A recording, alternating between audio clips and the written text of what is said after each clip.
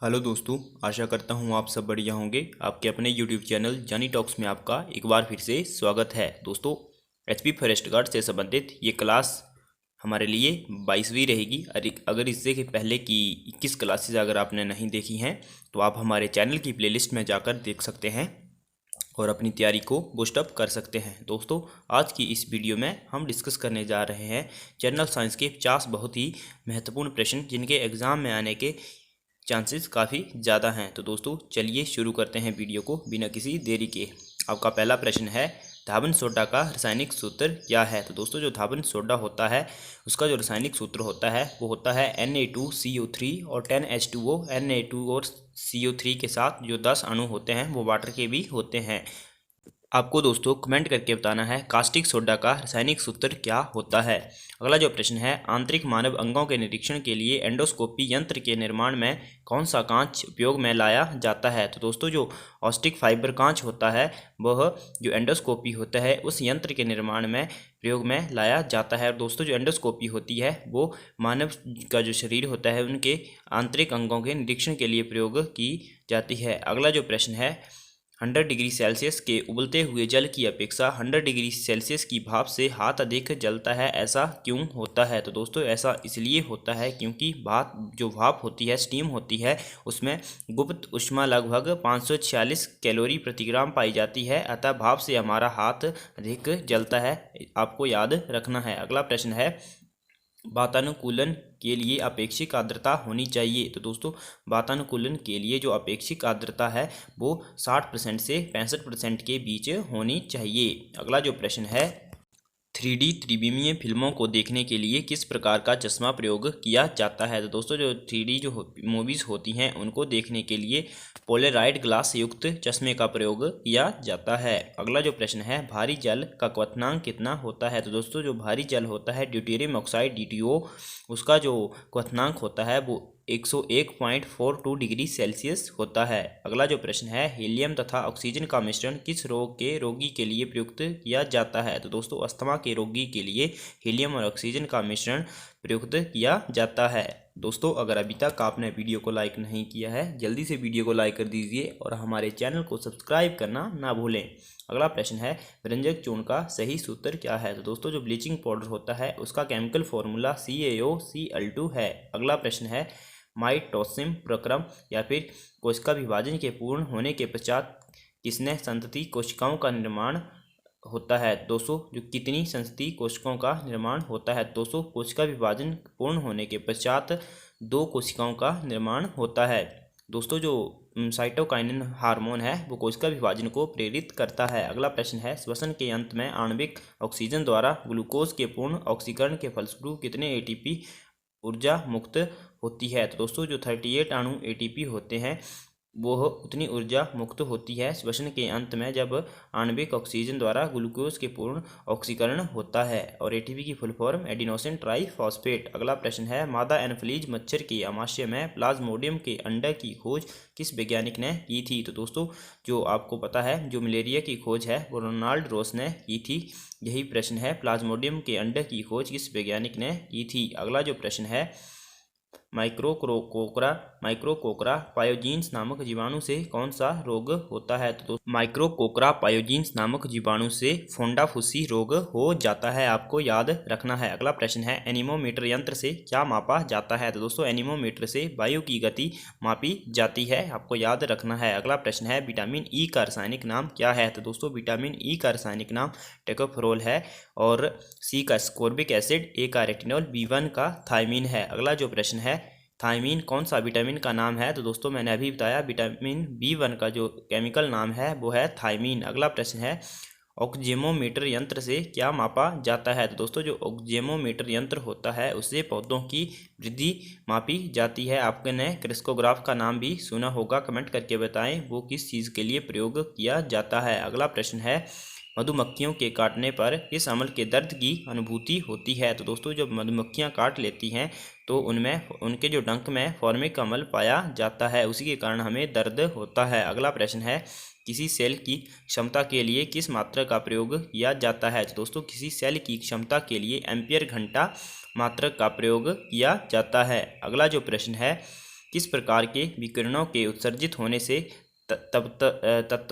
तत्वांतरण हो सकता है? तो दोस्तों जो अल्फा बीटा जो किरणें होती हैं उनके उत्सर्जन के कारण तत्वांतरण हो सकता है।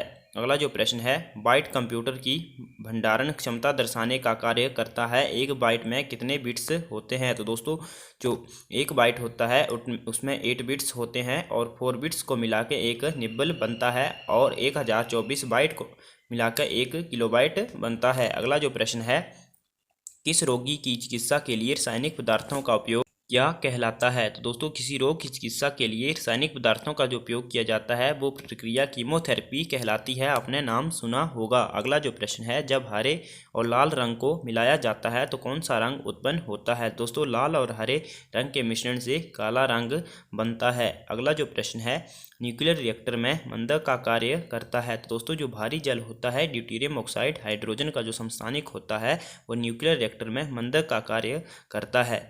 अगला जो प्रश्न है वो है, भारत में प्रतिवर्ष 28 फरवरी को विज्ञान दिवस मनाया जाता है। यह किस वैज्ञानिक की कृति से सहचरित है? तो दोस्तों जो डॉक्टर भारतीय वैज्ञानिक थे सीवी रमन, उनके जो वैज्ञानिक कृति से जो उन्होंने रमन इफेक्ट की खोज की थी वो 28 फरवरी को की थी, तो इसलिए 28 फरवरी को विज्ञान दिवस मनाया जाता है। अगला प्रश्न है, मानव शरीर का कौन सा अंग टाइफाइड से मुख्य रूप से प्रभावित होता है? दोस्तों जो हमारी छोटी आंत होती है वह टाइफाइड से मुख्य रूप से प्रभावित होती है। आपको कमेंट करके बताना है टाइफाइड किसके कारण होता है। अगला प्रश्न है, किस अम्ल के मांसपेशियों में जमा होने के कारण हमें थकान महसूस होती है? तो दोस्तों जो लैक्टिक अम्ल होता है उसके कारण जो हमारी मांसपेशियां होती हैं हमें उनमें थकान महसूस होती है, वहाँ पे वो जमा हो जाता है। अगला प्रश्न है, साधारण नमक का रासायनिक नाम क्या है? दोस्तों जो साधारण नमक होता है उसका रासायनिक नाम है सोडियम क्लोराइड NaCl। अगला प्रश्न है, कोशिका के अंदर सूचना का प्रवाह किसके द्वारा किया जाता है? तो दोस्तों कोशिका के अंदर सूचना का जो प्रवाह है वो RNA के द्वारा किया जाता है, रिबोन्यूक्लिक एसिड। अगला जो प्रश्न है, महासागरीय जल में सर्वाधिक मात्रा में पाया जाने वाला लवण कौन सा है? तो दोस्तों महासागरीय जल में सर्वाधिक मात्रा में पाया जाने वाला लवण जो है वो सोडियम क्लोराइड है। अगला जो प्रश्न है NaCl। अगला प्रश्न है, कपड़े धोने का साबुन क्या है? तो दोस्तों जो कपड़े धोने का साबुन होता है वो प्राकृतिक रूप से पाए जाने वाले उस्तर बसा अम्ल से बने सोडियम लवणों का मिश्रण होता है, जो फैटी एसिड्स होते हैं उनका।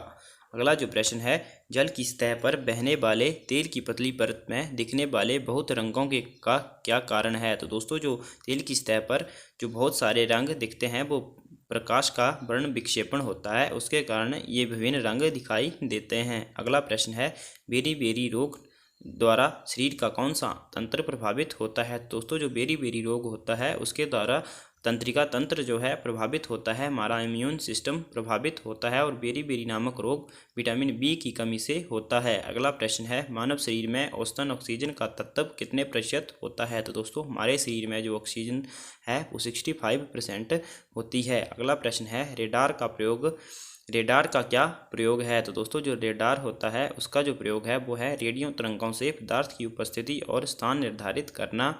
रडार की जो फुल फॉर्म होती है दोस्तों आप कमेंट करके बताएं। अगला प्रश्न है, एक अशुभ शक्ति बराबर होती है? दोस्तों जो एक हॉर्स पावर होती है वो 746 वाट के बराबर होती है। अगला जो प्रश्न है, EEG का प्रयोग किसके कार्य का पता लगाने के लिए किया जाता है? तो दोस्तों EEG की जो फुल फॉर्म होती है वो होती है इलेक्ट्रोएन्सेफेलोग्राफ और इसका जो प्रयोग है वो मस्तिष्क के कार्यों का पता लगाने के लिए किया जाता है। आपने ECG का नाम सुना होगा, उसकी फुल फॉर्म होती है इलेक्ट्रोकार्डियोग्राफ और उसका पता हृदय संबंधी क्रियाओं के कार्यों का पता लगाने के लिए किया जाता है। अगला प्रश्न है, रक्तकोश में मनुष्य का रक्त किस रसायन के साथ मिलाकर रखा जाता है? तो दोस्तों वह सोडियम नाइट्रेट व डेक्सट्रेट रसायन के साथ रखा जाता है मनुष्य का रक्त जो है वो रक्त कोश में। अगला जो प्रश्न है, भूमंडलीय तापन का मुख्य कारण किसकी वृद्धि है? तो दोस्तों जो भूमंडलीय तापन का जो मुख्य कारण है वो कार्बन डाइऑक्साइड की वृद्धि है। जो भूमंडलीय का जो हमारा पृथ्वी का जो टेम्परेचर है वो कार्बन डाइऑक्साइड की वृद्धि के कारण बढ़ता है। अगला प्रश्न है, जैविक सिस्टम में रासायनिक क्रिया की प्रक्रिया तेज करने में उत्तरदायी पदार्थ है? तो दोस्तों जो जैविक सिस्टम में रासायनिक क्रिया की प्रक्रिया को तेज करने में उत्तरदायी पदार्थ हैं, उन्हें एंजाइम कहा जाता है। अगला जो प्रश्न है, कवक और शैवाल के परस्पर में एक नया पादप वर्ग बनता है, तो दोस्तों उसको लाइकेन कहा जाता है। और दोस्तों जो लाइकेन होते हैं वो एक वायु प्रदूषण के संकेतक हैं। अगला जो प्रश्न है, सिंदूर का रासायनिक नाम क्या है? तो दोस्तों जो सिंदूर होता है उसका जो रासायनिक नाम है वो है मर्क्यूरिक सल्फाइड। अगला जो प्रश्न है, हमारे शरीर में कार्बोहाइड्रेट के पाचन के लिए कौन सा एंजाइम उत्तरदायी होता है? तो दोस्तों हमारे शरीर में कार्बोहाइड्रेट के पाचन के लिए जो एमाइलेज एंजाइम होता है वो उत्तरदायी होता है। अगला जो प्रश्न है, पानी के अणु में परमाणु किस बंध द्वारा जुड़े होते हैं? तो दोस्तों पानी के अणु में परमाणु सहसंयोजी बंध द्वारा जुड़े होते हैं, H2O यानी कि H हाइड्रोजन और O ऑक्सीजन। अगला जो प्रश्न है, क्रेब्स चक्कर कहाँ संपन्न होता है? दोस्तों जो क्रेब्स चक्कर है वो माइटोकॉन्ड्रिया में संपन्न होता है और उसके बाद उससे पायरुविक अम्ल भी निकलता है। अगला जो प्रश्न है, पौधों की किस क्रिया में मोलिबेंडनम महत्वपूर्ण योगदान करता है? दोस्तों नाइट्रोजन स्थिरीकरण में मोलिबेंडनम जो है वो एक महत्वपूर्ण कार्य करता है। अगला जो प्रश्न है, तरंगदैर्ध्य या फिर जिसे वेवलेंथ कहा जाता है उसका प्रतीक कौन सा है? तो दोस्तों जो तरंगदैर्ध्य होती है या फिर वेवलेंथ होती है उसका जो प्रतीक है वो है लैम्डा। आप देख सकते हैं स्क्रीन में लैम्डा ऐसे एल करके का एल के साइज का आकार होता है। अगला जो प्रश्न है, पृथ्वी के द्रव्यमान को किसने प्रथम बार मापा था? तो दोस्तों जो पृथ्वी का द्रव्यमान था वो पहली बार कैवेंडिश ने मापा था। तो अगला जो प्रश्न है, गुरुत्वीय सूचकांक या फिर जो ग्रेविटेशनल कांस्टेंट होता है जी की जो उसकी जी की इकाई क्या है? तो दोस्तों वो है न्यूटन मीटर स्क्वायर पर किलोग्राम स्क्वायर। जो ग्रेविटेशनल कांस्टेंट होता है ये उसकी यूनिट है। अगला जो प्रश्न है, विस्थापन किसी वस्तु की अंतिम एवं प्रारंभिक स्थितियों के बीच की दूरी को कहते हैं, ये किस प्रकार की राशि है? तो दोस्तों जो विस्थापन होती है डिस्प्लेसमेंट ये है एक वेक्टर क्वांटिटी है, सदिश राशि है। अगला जो प्रश्न है, विशिष्ट ऊष्मा का मात्रक क्या है? तो दोस्तों विशिष्ट ऊष्मा का जो मात्रक है वो जूल प्रति किलोग्राम प्रति केल्विन है। अगला जो प्रश्न है, भिन्न भिन्न पदार्थों के अणुओं के बीच आकर्षण बल को क्या कहा जाता है? तो दोस्तों आपने पढ़ा होगा कोहेसिव फोर्स और एडहेसिव फोर्स। तो जो भिन्न भिन्न पदार्थों के अणुओं के बीच के आकर्षण के जो बल होता है उसको असंजक बल कहा जाता है। अगला जो प्रश्न है, रिक्टर स्केल से भूकंप की तीव्रता मापी जाती है, भूकंप का पता कौन से यंत्र से लगाया जाता है? तो दोस्तों जो भूकंप का पता है वो सिस्मोग्राफ से लगाया जाता है। और दोस्तों जो भूकंप की तीव्रता है वो रिक्टर स्केल द्वारा मापी जाती है। दोस्तों आज की वीडियो में इतना ही। आपको वीडियो कैसी लगी कमेंट करके ज़रूर बताएं। Thanks for watching. God bless you all.